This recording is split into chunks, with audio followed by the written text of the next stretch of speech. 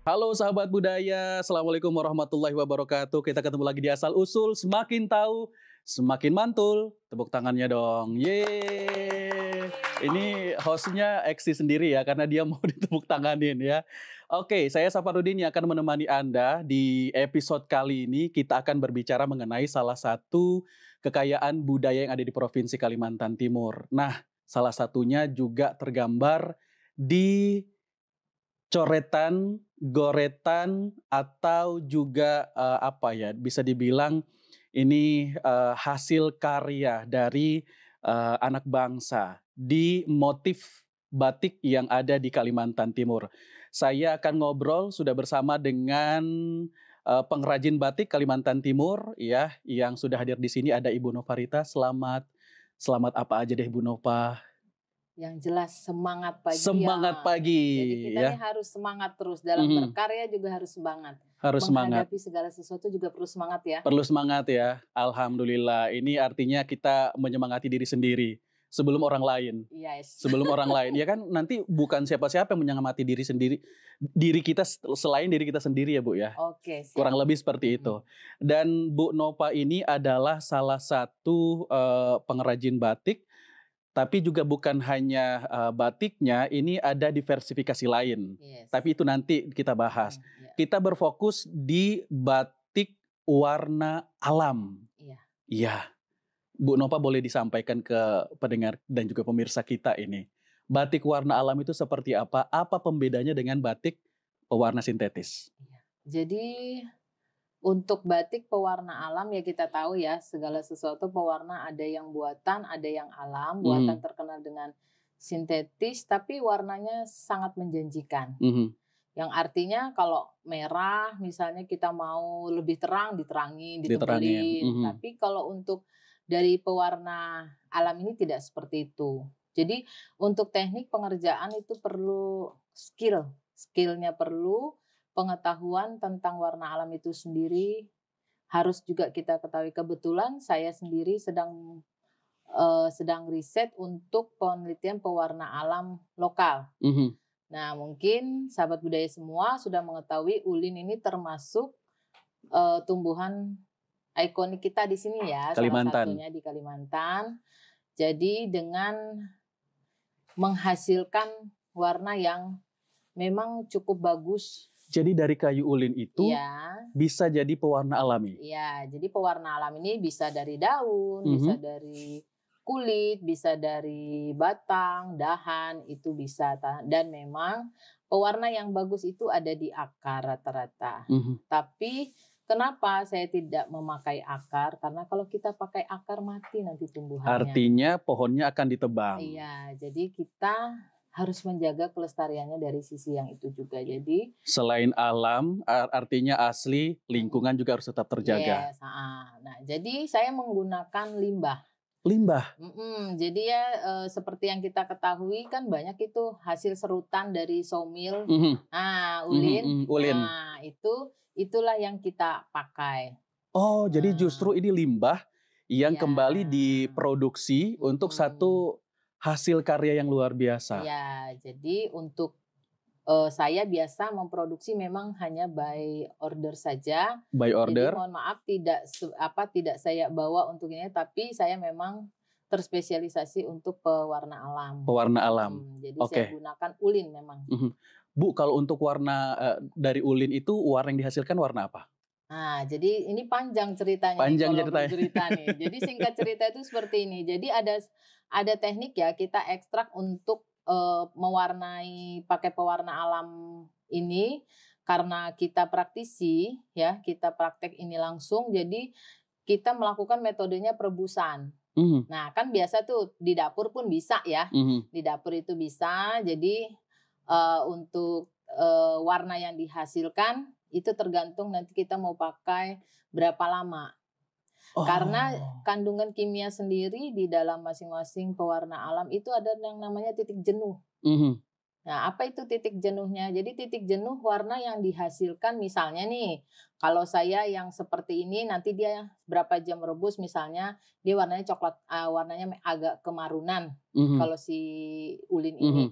Tapi kalau lebih lama lagi dia Warnanya kan akan coklat justru tua. berbeda. Heeh. Nah, ini antara dua. Jadi ini selera ya, bukan karena kita mau mengobati Mhm, penyakit ya. mhm. Harus ada. Jadi selera. Kalau saya mau warna ulinnya yang seperti ini, stoplah kita merebus di waktu yang sekian, dengan suhu yang sekian. Jadi kadang-kadang di dalam larutan itu kan ada yang memang senyawa-senyawa yang memang pecah Mhm. pada kondisi tertentu. Nah, itu Oke, yang sedang dipelajari. mohon izin Bu Nova. Artinya Ibu sekolah untuk bisa tahu semua itu? Iya, saya bersekolah untuk semua itu selain untuk meng-output-nya, untuk Mhm. menghasilkan katalog dari ulin itu sendiri, saya juga ingin menjaga kelestarian alam sebenarnya, Oke. dengan zero waste itu yang kepingin saya memang selama ini cita-cita akhirnya saya nekat nih sudah usia Mhm, seperti ini saya harus mhm. sekolah. Bisa dibayangin ya? Jadi nggak ada kata terlambat sebenarnya Bu Itu Nova? benar, belajar kayaknya sampai akhir hayat deh. Mhm, mhm, mhm, mhm. Awalnya Ibu ini sejak kapan akhirnya memilih di jalur ini gitu? Jadi garis hidup ini nggak tahu ya, saya ini juga Mmm, tidak terbasic untuk seorang fashion designer dan lain dan sebagainya. Jadi ada suatu hari itu saya memang ada ditawarin pekerjaan di lapangan, singkat cerita saya akhirnya ya berjumpa yang memang sekarang termasuk dari yang perintis mhm. ya, perintis, batik, Batik? beliau Pak Sahril. Jadi dengan Pak Supri pada saat itu saya jumpa mereka berdua, saya coba, "Apa sih yang dikerjain?" Gitu loh. Mhm. Menggambar aku nih nggak bisa, apa nggak bisa, semua itu serba nggak bisa ya. Awalnya Awalnya awalnya. heeh, jadi akhirnya Jadi saya bisanya Ibu coba, apa? ya itu, bisanya shopping kali ya emak-emak ini. Awalnya seperti itu? Iya, jadi Melihat akhirnya Pak Syahril sama Pak Sapri Pak akhirnya Supri Pak Supri? akhirnya saya bilang, "Kok kayaknya asik ya?" Mhm, Sepertinya itu. Jadi akhirnya memang segala sesuatu itu timbul dari kita bertanya dulu, punya jiwa, punya mimpi. Jadi akhirnya saya coba dulu, saya bilang begitu. Jadi akhirnya coba. Tapi ini semua ndak semudah kita membalikan telapak tangan ya. mhm, mhm. Ini butuh proses yang lama, kami jumpa tuh sekitar tahun 2018, 2018 kurang lebih, di bulan April. 6 tahun yang lalu. Bener Ya, ya? 6 tahun yang heeh. lalu? Jadi 6 tahun yang lalu, yang sampai sekarang alhamdulillah saya bisa berkolaborasi dengan beliau berdua, Mhm. yang bisa mengantar saya sampai saat ini. Jadi juga memotivasi saya untuk supaya ayo ikut lomba. Ikut lomba ini sebenarnya kalau dikatakan secara dalam tanda kutip itu tes gelombang nih Tes ceritanya. gelombang, cek ombak Iya, cek cek ombak nih. ombak. Karena, pendengar dan juga pemirsa, Bu Nova ini juara satu kalau tidak salah itu Mhm, di Dekranasda, mhm. untuk kategori apa, Bu? Kategori serat alam. Serat alam. Iya, Jadi memang fokusnya Ibu di iya, pewarna alam. yes, heeh. Jadi semuanya itu saya mau back to nature. Oke. Jadi ini serat alamnya itu murni dari apa istilahnya produk saya kalau saya menampilkan saya selalu inovasi, selalu produk saya yang baru. Jadi Mhm, di tahun 2022 saya juga juara satu, di mhm. 2024 saya juga juara satu. 2023 itu saya nggak fokus karena pada saat itu banyak pekerjaan dengan deadline yang Mhm, cepat, yang saya nggak mepet mampu, gitu. Mhm, mhm. nggak mampu pada saat itu. Di 2024 ini sebenarnya agak mepet, tapi tidak mepet-mepet banget Nggak sebenarnya. mepet-mepet banget. Kurang lebih 1 minggu lah saya perlu itu. Sebenarnya kesulitannya itu kalau saya sedang ini pada saat memunculkan ide aja sih, ide itu lama. Oke, tapi kalau berbicara ide, ini kan semua pasti ada asal-usulnya begitu. Mhm. Awalnya Ibu akhirnya tergerak, "Ah, saya mau memunculkan ini." Idenya dari mana? Inspirasinya? Saya inspirasinya itu selalu yang pertama saya mindset-kan itu adalah menjaga kelestarian alam. Jadi semuanya tentang lingkungan, Mhm, menjaga lingkungan. Jadi dari alam itu bagaimana terwujud satu produk yang memang satu kesatuan yang kuat ya Mhm, ceritanya. Seperti ini kita apa, yang dari Ulap Doyo ini saya gabungkan sama batik ini. Jadi ceritanya dari jalinan tenunan ini membentuk satu kesatuan yang kuat. Oke, Nah, filosofinya ya, seperti itu. membentuk satu kesatuan yang kuat yang bisa menyatu dengan alam. Jadi serat Doyo ini kan kuat ini dan memang berasal dari alam. Nah, jadi lewat cerita filosofi seperti itu saya biasanya bagaimana yang menggabungkan supaya kita ini punya kedekatan dengan alam. Jadi satu karya itu berbicara. Ada jiwanya ini. Ada jiwanya. Ada ceritanya. Ada nilai filosofis yang ada di dalam sana. Oke, tapi Bu, ini kan pewarna alam itu kan nggak mudah didapatkan begitu. Akhirnya bisa menghasilkan satu karya. Dari mana Ibu dapetinnya? Cara untuk mendapatkannya seperti apa, Bu? Oh iya. Nyari-nyarinya di mana gitu? Kalau untuk serbuk ulin nggak susah ya. Yang disomil tadi? Yang disomil dan bekerja sama saja dengan yang ekspor kayu ulin yang memang sudah surat itu legal, sudah tersertifikasi lah. Ya istilahnya seperti itu. Karena supaya saya punya istilahnya limbah itu juga halal juga ya, sertifikasi juga ya, artinya udah memang diizinkan dari sisi penebangannya, pengambilan bahan baku. Karena kalau sudah ekspor nggak mungkin belum tersertifikasi. Nah itu lalu dari situ saya merasa bahan baku ini akan berkesinambungan. Berkesinambungan artinya masih ada sampai saat ini dari saya kecil tuh ya sampai saat ini tuh masih ada, apalagi ada program dari pemerintah kan kita nih harus menanam pohon istilahnya seperti memang ulin ini agak lama sih 1 senti itu 1 tahun. 1 tahun 1 senti. Waduh, itu kita nunggu berapa tahun ya Bu ya sampai bisa akhirnya lebih banyak lebih besar gitu. Tantangannya apa Bu? Untuk ini kan pewarna alam beda dong dengan yang sintetis. Iya. Yang tantangannya apa sebenarnya? Tantangannya ini adalah sebenarnya masalah pengerjaannya. Pengerjaan? Lebih lama? Sangat. Sangat? Bisa 1 banding 10 kalau menurut saya. Jadi kalau misalnya yang sintetisnya misalnya 10 hari bisa berlipat-lipat dari itu? Bisa berbulan-bulan. Berbulan-bulan? Jadi begini, kalau untuk pewarna sintetis begitu kita warnain seperti kita menggambar udah jadi. Plok sudah. Tapi kalau pewarna alam ini nggak bisa, mesti diulang berkali-kali. Minimal tuh kalau teman-teman ya minimal 10 kali. Tapi saya akan memangkas. Riset saya ini akan memangkas bagaimana kita bisa memproduksi itu hanya 3 kali. Jadi sekarang riset saya adalah 3 kali. Nanti pencelupan dengan teknik ramuan warnanya yang berbeda. Yang seperti itu. Karena itu memang salah satu pemangkas waktu yang terbaik untuk produksi dengan hasil yang jauh lebih baik. Jadi ada beberapa memang resep kan kita ibaratkan resep lah ya. Resepnya. Nah, ya, seperti karena itu. ini pewarnanya bukan sintetis alami gitu. Kalau yang di tangan Ibu ini apa nih? Nah, kalau ini yang alami? Bukan, kalau yang ini masih sintetis ini ya. Kalau saya ini karena ini saya kemarin kerjasama dengan Polnes ya. Politeknik Negeri Samarinda. Boleh lihat Bu? Nah, ini kalau ini motifnya apa nih? Kalau ini masih motif enggang. Motif masih enggang. Yang umum ya. Nah, itu untuk panel tas. Jadi bisa nanti dibikin begini. Jadi basicnya dulu satu-satu gitu. Iya. Ini saya kerjasama nih anak-anak saya latih dari industri hilir dari hulu sampai ke industri hilir biar artinya mereka itu punya gambaran. Kalau desain apapun di desain itu memang harus tahu proses.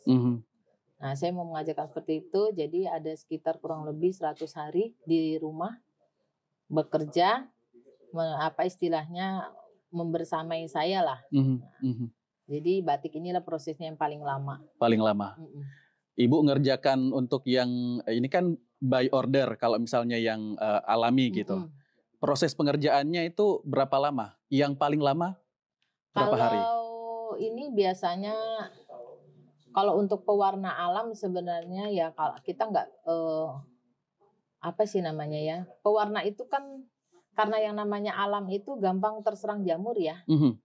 Jadi setiap kali kita mau membuat itu 2-3 hari sebelumnya baru kita bikin, nggak bisa kita ready stock. Jadi misalnya nih saya mau pakai pewarna ulin, saya riset juga, maksudnya berapa lama sih? Jadi paling lama tuh 5-7 hari pasti sudah berjamur kan ya. Jadi saya harus siapkan dulu kain, proses dari kain sebelum diwarnain, sudah plok sudah, baru kita bisa bikin pewarnanya. Habis itu kita bikin pewarna, itu butuh waktu sekitar 2-3 hari. Kenapa 2-3 hari? Tunggu suhunya, kita nggak bisa juga panas-panas dicelup, anget-anget juga kurang bagus. Lalu selesai itu nanti ditandakan itu ya namanya istilahnya. Baru kita filter, sharing, ditandakan itu minimal 1x24 jam. Habis 1x24 jam kan kita baru siap kita pakai. Jadi kurang lebih 3 hari. Nanti kalau sudah siap kita pakai, ya harus kita kerjakan. Nggak bisa kita tunda-tunda lagi. Nggak bisa didiamkan. Nanti kalau kita tunda lagi, kita akan mengulang lagi prosesnya dari awal. Nah, jadi pengerjaan untuk pencelupan itu sebenarnya 3 hari harus selesai. Tapi saya itu mengerjakan dicelup pewarna alam. Setelah itu dikunci, dicelup lagi, dikunci. Nah ini resep yang sebenarnya yang mau saya terapkan supaya warna itu muncul. Bagus. Ya seperti itu. Resep itu dari mana, Bu? Dari otak saya aja sih. Saya melihat ke orang ini pencelupan, cuci, pencelupan, banyak yang luntur warnanya nih. Dalam hati saya kan, kayak mana supaya enggak luntur warnanya? Karena kuncinya, tugas pengunci warna ini adalah mengunci warna itu supaya enggak luntur. Jadi akhirnya saya pikir, wah ini harus dikunci, baru dicelup lagi, dikunci lagi, dicelup lagi. Tapi tidak semua zat pewarna alam bisa dilakukan. Seperti itu. Seperti itu. Kalau dia berbeda warna enggak bisa. Beda lagi perlakuannya. Ya. Oke. Berbicara mengenai perlakuan, warna sintetis dengan warna alam, perlakuannya untuk perawatan atau misalnya pembersihannya sama atau berbeda? Sebenarnya kalau dari saya pribadi ya, saya memutuskan itu berbeda. Berbeda. Karena apa? Karena kimia tentu akan ada tambahan-tambahan yang jauh lebih baik. Ya. Artinya secara tambahan dia bisa maksimal untuk ketahanan dari panas, dari deterjen yang mengandung soda api. Makanya dari kami yang untuk ini saya mau menciptakan batik pewarna alam yang nanti akan saya uji ketahanan luntur dan intensitas warna. Ketahanan luntur ini nanti kita akan uji dengan deterjen. Nah, deterjen yang beredar di sini nanti kita akan buat konsentrasinya seperti apa. Terus yang untuk ketahanan intensitas warna itu uji panas ya. Kan disetrika tuh ke depan. Jadi semua ini saya aplikasikan, saya uji itu adalah perlakuan kita sehari-hari itu. Jadi nanti akan ada setrika. Jadi pada saat barang ini nanti ready to wear, ya kan? Itu pasti harus ada istilah petunjuk penggunaan how gitu. To use. Iya. Yang seperti itu. Ibu sudah mikir sampai ke sono? Wajib. Karena saya mau produk saya itu go internasional. Wih, alhamdulillah. Mudah-mudahan. Amin. Tapi kayaknya sudah ada beberapa produknya Bu Nova yang sudah go internasional. Apa yang waktu itu? Selain batik? Saya sudah pernah sulam ini dibawa ke Australia, tapi catatan untuk ekspor tidak ya, karena dia hanya sekedar oleh-oleh saja. Souvenir. Ya, souvenir itu banyak ke Australia memang. Oke. Baik. Oleh-olehkan sama orang asli di sana. Oke, di sini juga ada beberapa diversifikasi lain dari turunan batik begitu ya kurang lebih yang ada di depan kita. Ini salah satu contohnya, ini juga handbag ya. Iya. Motifnya dari ini batik Kaltim. Iya, batik Kaltim. Batik Kaltim. Ini untuk prosesnya tempel begitu saja atau? Ini kita buat dari awal. Oh, buat dari awal. Jadi kalau saya ada pesanan 100 pots, itu satu pots itu 22 pola. Bayangin kalau dipesannya 100 biji, saya harus motong 2.200. Oke. Jadi yang perlu digarisbawahi adalah produk saya ini masih dibuat dari awal. Mhm, mhm. Enggaknya ditempel, ini kalau ditempel juga susah, saya mesinnya juga belum punya. Oke. Jadi ini semua proses Masih pengerjaannya dari awal. Baik. Nah, untuk yang seperti ini Bu, untuk apa ya, minat dari masyarakat juga tinggi? Ya, yang saya tampilkan ini yang best seller. Best sellernya ini? Ya, ini sudah banyak yang pesan untuk souvenir, jadi sudah diproduksi massal sebenarnya. Oke. Jadi ini sudah ada souvenir memang dari kantor-kantor, baik swasta maupun pemerintah. Karena saya punya ini ada yang handmade, yang di sana yang mesin. Jadi itu sebenarnya saya kalau mengerjakan memiliki satu motif bisa dikerjakan 3. Satu bisa di batik, yang kedua bisa dibordir secara mesin, yang ketiga itu bisa disulam, yang namanya sulam tumpar. Sulam tumpar. Tangan. Oh, ada contohnya Bu? Saya Yang ini, sulam? kalau yang sulam ini. Ini? Nah, oh. Ini pakai benang wol. Benang ini wol. sulamnya sulam tangan ya. Ini yang namanya sulam tumpar yang seperti ini? Iya. Oke. Jadi satu-satu tuh. Ini Bu Nova sendiri atau orang lain yang ngerjain? Kalau ini punya saya memang, tapi saya punya pengrajin. Oke. Sebelum COVID kemarin saya buka kelas, saya selalu buka kelas gratis untuk sulam tumpar ini, karena yang pertama tujuan saya mau melestarikan budaya, terus mau mencari orang-orang yang memiliki minat dan bakat ke arah sini, biar saya juga bisa lebih memproduksi banyak, karena kalau sendiri nggak bisa ya. Nah, jadi saya kalau dipesan ini sudah lebih dari 50, saya masih angkat tangan sebenarnya. Oke. Ini sulam tumpar? Kalau ini sulam tumpar nih. Jadi ini dibuat dari benang wol. Oke. Ini satu-satu berarti untuk proses pengerjaannya juga satu-satu. Kalau kayak gini berapa lama Bu biasanya pengerjaannya? Kalau saya menjahit sebentar saja. Tapi kalau yang menyiapkan panelnya ini yang agak lama. Karena rata-rata pengrajin kita ini ibu rumah tangga. Oh, jadi memberdayakan ibu rumah tangga juga, tetangga sekitar juga berarti? Atau orang lain yang jauh? Yang jauh masih, karena memang talent. Saya mencari orang yang talentanya memang ada. Jadi nggak sembarang juga, ada basicnya juga gitu. Karena kan kita juga bermain di kualitas, QC-nya juga. Kalau saya QC-nya berlipat ganda ini. Soalnya nggak siap dikomplain. Bener. Jadi ada harga, ada kualitas begitu Bu Nova. Ya kalau yang ini sama juga? Kalau yang ini bordir. Coba kalau dia itu bordirnya agak beda. Saya bikinnya stitch-nya memang beda. Oh. Ini paling banyak diminati memang. Ini? Bisa souvenir misalnya bisa mau 100, 200, 300 itu bisa saya terima. Oke. Ini pemasaran wilayah mana Bu? Kalau sementara masih Kaltim. Masih Kaltim. Kalau untuk ke arah DKI itu memang masih sebatas souvenir. Kalau kita pameran-pamerannya.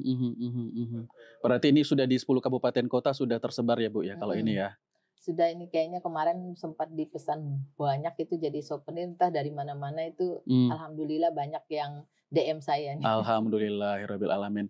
Nah, kalau berbicara mengenai DM berarti Ibu sudah memanfaatkan media sosial dong. Ya. Media sosial. Iya, betul. Apa? Instagram, TikTok? Saya sementara ini masih di IG. Oh, IG. Instagram. Oh, oke. Jadi kan sekarang kan udah era digital ya Bu ya. Iya, mau enggak mau terseret-seret ya. Suka tidak suka Anda wajib terseret. Sudah suka tidak suka, mau tidak mau ya, akhirnya emak-emak ini ikut juga main sosial media. Tapi seberapa pengaruh Bu sosial media dengan produk pemasaran produknya Ibu? Media dan WhatsApp ini cukup berpengaruh besar memang. Jadi saya harus memakai admin untuk di IG, untuk WhatsApp masih saya sendiri yang menangani, tapi sebenarnya sudah mulai kewalahan karena kenapa? Begitu saya post di IG, sudah tang dari DM, di WhatsApp juga pasti ada. Jadi untuk penjualan sudah di level 50% ya, selain lewat offline. Kalau lewat offline ini ya memang swasta dan pemerintahan yang memang sudah tahu ya, jadi tinggal telepon bla bla bla, nah seperti itu. Ini kalau untuk permintaan di Kalimantan Timur yang paling banyak apa Bu diminati? Pouch yang bordir ini. Mungkin saya tuh juga melihat memang agak unik ya stitch-nya. Stage dari itu, cuman tidak semua sih bisa mengerjakan itu gitu loh seperti ini. Jadi kendala kita ya terus terang aja di alat memang sebenarnya ini. Kalau termasuk dalam bordirnya dan juga dalam pembuatan pouch-nya. Tapi kalau pouch ini masih bisa kita pakai mesin high speed industri, industri itu. Cuman kalau untuk yang sudah yang kecil-kecil memang ada beberapa yang agak kesulitan kita untuk menjahit. Sebenarnya mesinnya yang dibutuhkan tuh bagusnya memang mesin cangklong, tapi saya sendiri juga belum pernah pakai. Tapi kalau lihat-lihat di YouTube sepertinya kesulitan yang saya hadapi itu solusinya ini gitu, mesin ini gitu. Berarti salah satu tujuannya juga saya harus punya itu tuh gitu. Ya, begitu gitu, kira-kira gitu ya Bu Nova ya.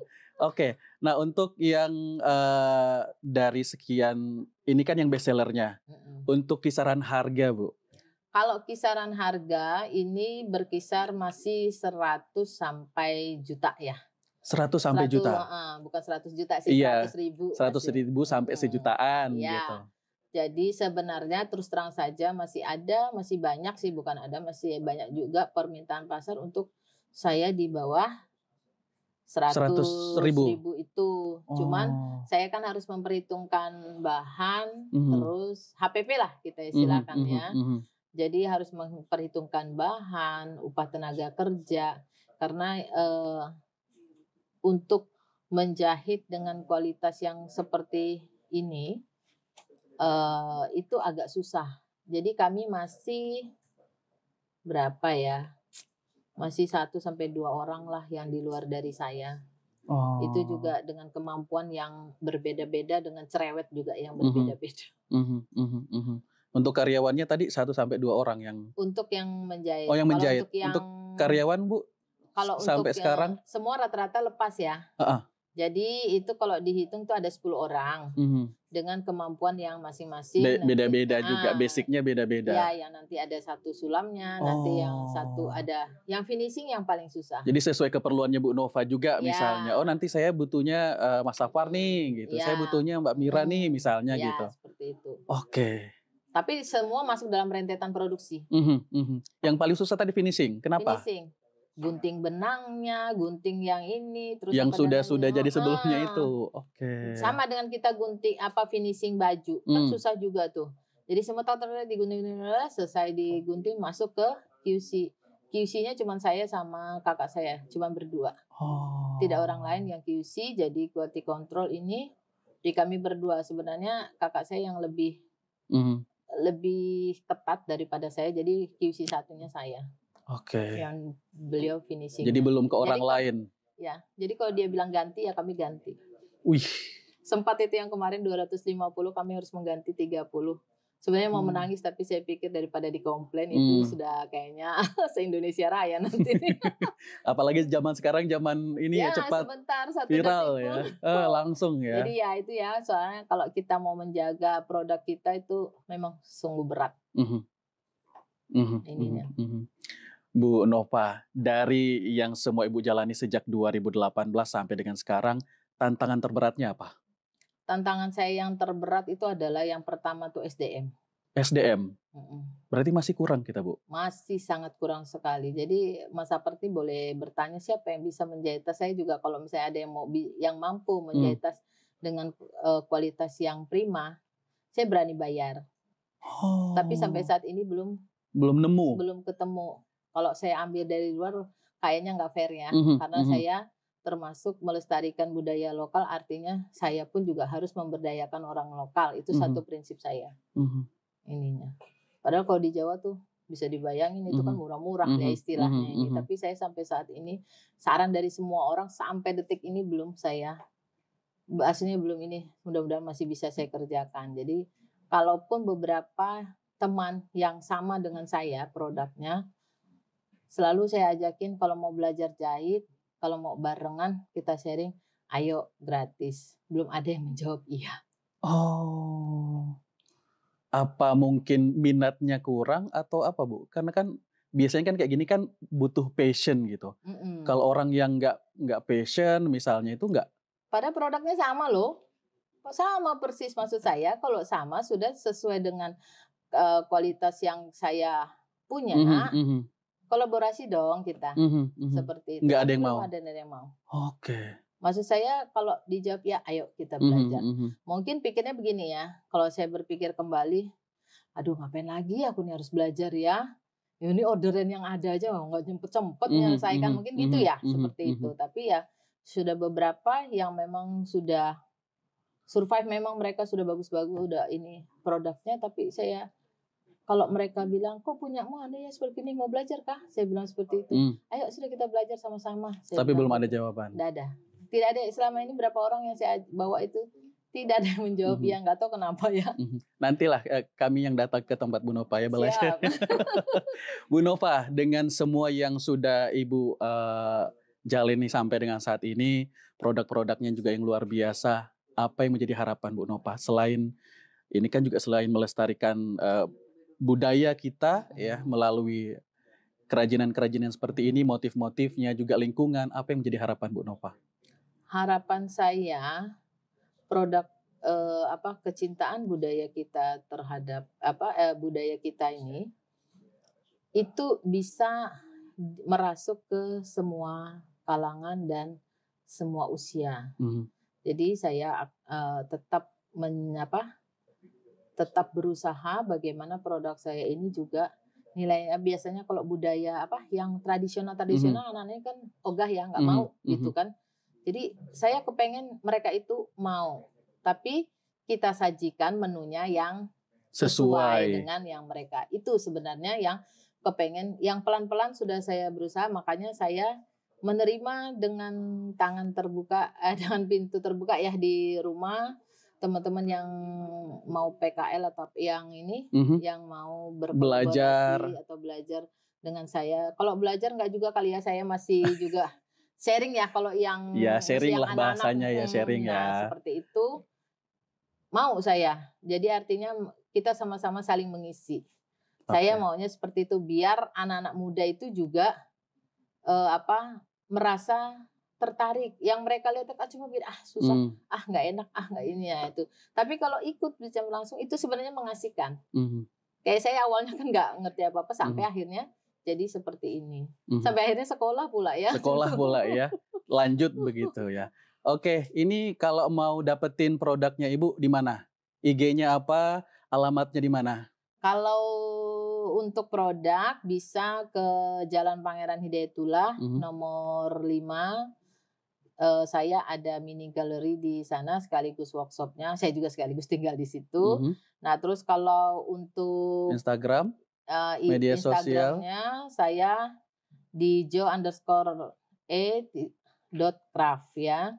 Jadi saya, produk kami ada di situ biasanya, kalau saya selesai produksi saya akan update di Wih, situ. sudah ada semua. Jadi ndak hari-hari juga ya, soalnya kalau produknya ndak mungkin ini setiap hari Mhm. kita ini, karena semuanya perlu proses. Baik, baik. Bu Nova terima kasih sudah ngobrol-ngobrol, ini banyak dapat insight baru juga untuk saya pribadi.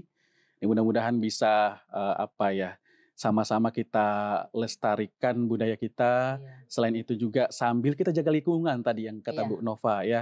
Selain menjaga budayanya, lingkungannya juga terjaga. iya. Mudah-mudahan sukses selalu ya. Amin. Ke depan kita ngobrol lagi dengan, prestasi atau capaian baru lagi dari Bu Nova.